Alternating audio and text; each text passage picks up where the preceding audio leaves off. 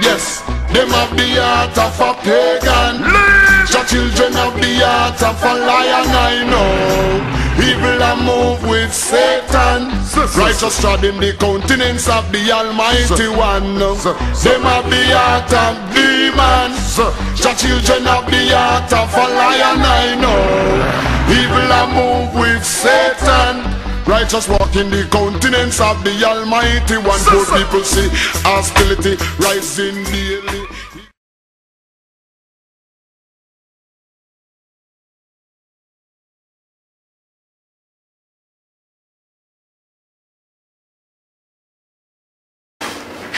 Columbia, who knows what Columbia is? Y'all know what Columbia I'm talking about. District of Columbia. Columbia University.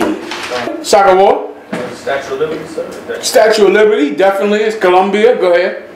Columbia, I thought Columbia was like one of the major imports of cocaine or something like that. That's the country of Columbia. But that country is named after something. And that's what I'm asking you about. That thing it's named after. Anybody else got an answer? The man Columbia. Say again? The man Columbus. You on to it too. This is what Columbia is. Columbia is the personification of America as a woman. Okay, that's what Columbia is. I got the history on it right here. I'll give it to you, right? Here's an artist's depiction of her. And this is why France gave America the Statue of Liberty. Because back in the 1700s, Americans would call themselves Colombians.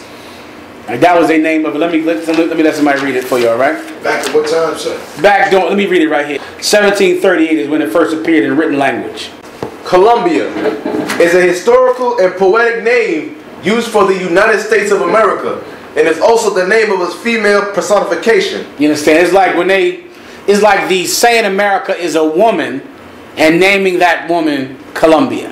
And before America was America, when they were still with the British, they called America Columbia, and it was illegal because they were under the British Empire. But they named themselves Columbia. And we're talking about, like, perfect example, Uncle Sam. Is like that. Uncle Sam is the masculine personification of America. Oh, Uncle Sam's sending me away to fight.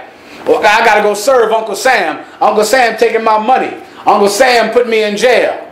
You're talking about a man, but you calling him Uncle Sam. Right.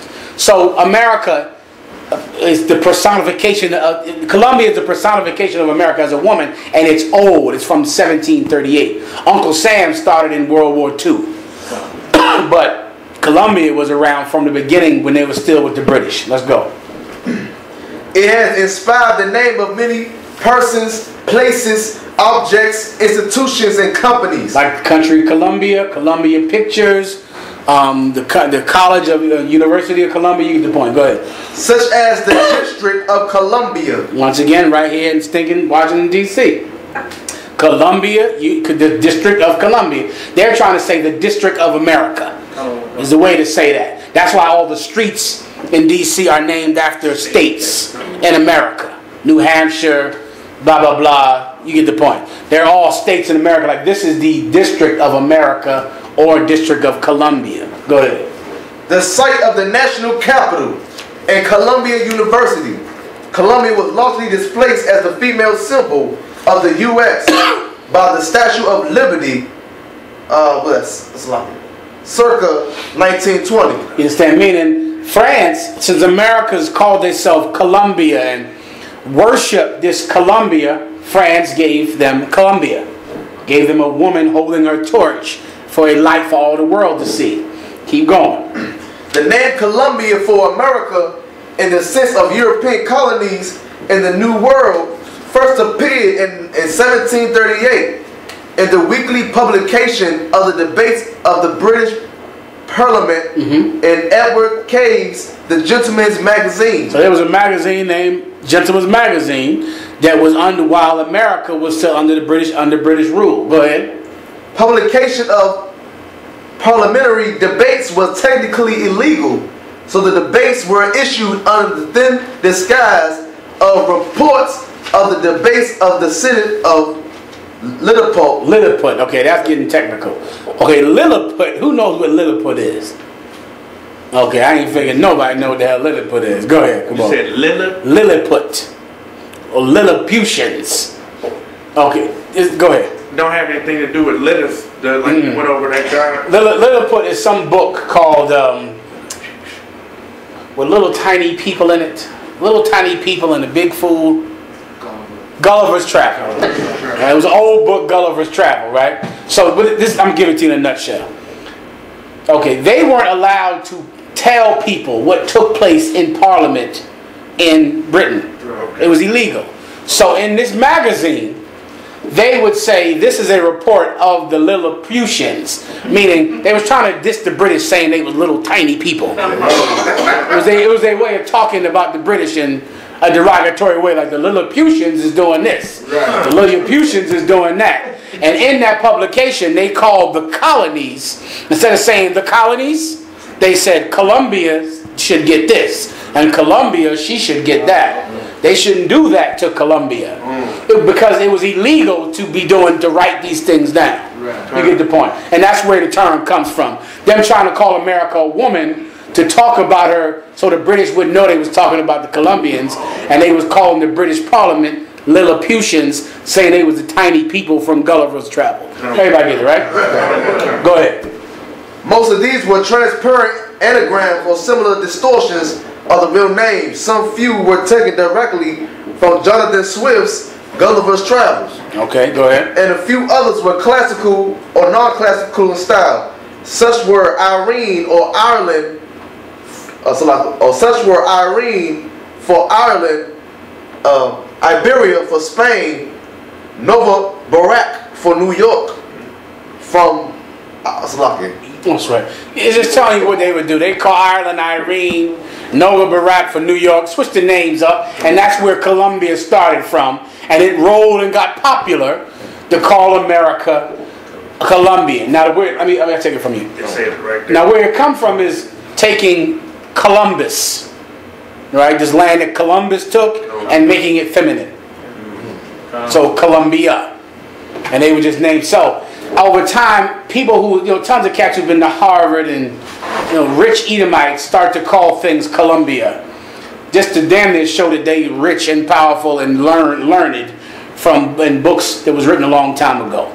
So you got Columbia Pictures, Columbia University. In essence, they just saying American Pictures, American Universities, the District of America.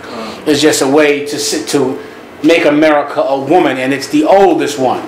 Now, why is that important for us? Mashak. Revelation, the great whore. Because this is the great whore that sitteth upon many waters. They called themselves this woman, and France recognized it and sent the statue. This is how they determined themselves to be, and this is what the Bible said who would be. The daughter of Babylon. The daughter of Babylon, Columbia, or America. That's why it's important, because this is the earth helping the woman. What do I mean by that? This is archaeology backing up the Bible. Archaeology from 1738, sitting right now in New York Harbor, the whore, and then they took the thing and put it on a tiny island and set it in the water. Now I don't know what more I got to give you. Okay? I mean, damn. So you get the point. That's why it's good to bring out Columbia, Statue of Liberty, the whore.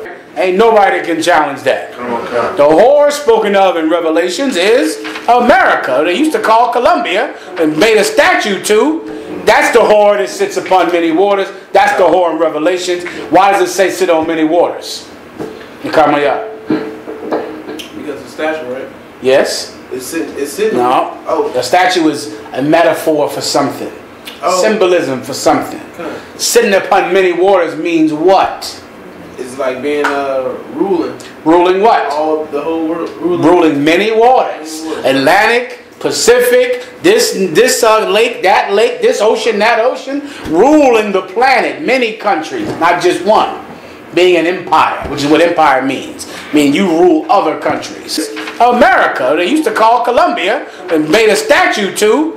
That's the whore that sits upon many waters. That's the whore in Revelations. Yes, them have the heart of a pagan. The children have the heart of a lion, I know. Evil a move with Satan. Righteous trod in the countenance of the Almighty One. Them have the heart of demons. The children of the heart of a lion, I know. Evil a move with Satan. Righteous walk in the countenance of the Almighty One. Poor people see hostility rising daily. Ignorant multiply brutality. I see that they run gone left mommy. Fi struggle the hard road with 5 beginning. Our I see baby having baby. Nothing that happen no do.